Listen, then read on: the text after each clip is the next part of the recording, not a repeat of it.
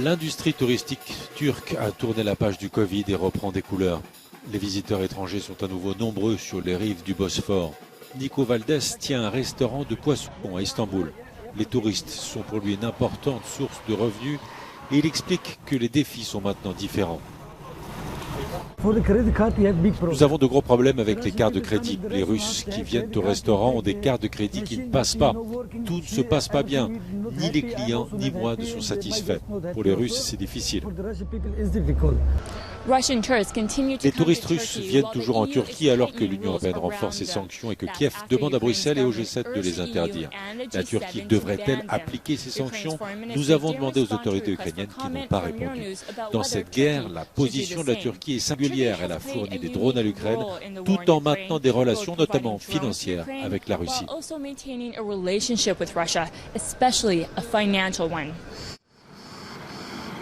La côte sud de la Turquie est très appréciée des touristes fortunés. Ce yacht appartiendrait au milliardaire russe Dmitry Kamienchik, l'unique actionnaire du second aéroport de Moscou.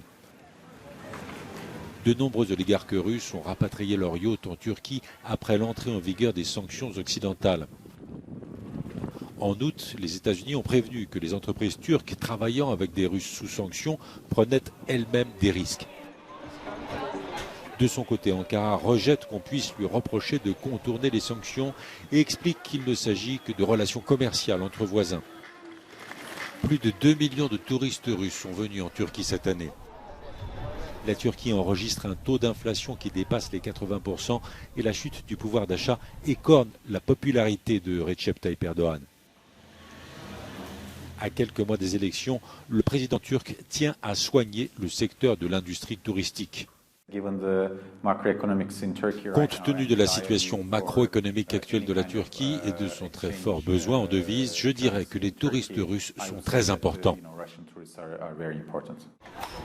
Les touristes russes représentent environ la moitié du chiffre d'affaires du restaurant de Nico Valdés. Notre économie est très fragile, mais avec le tourisme, avec les Russes qui viennent ici, on arrive à s'en sortir et c'est très bien.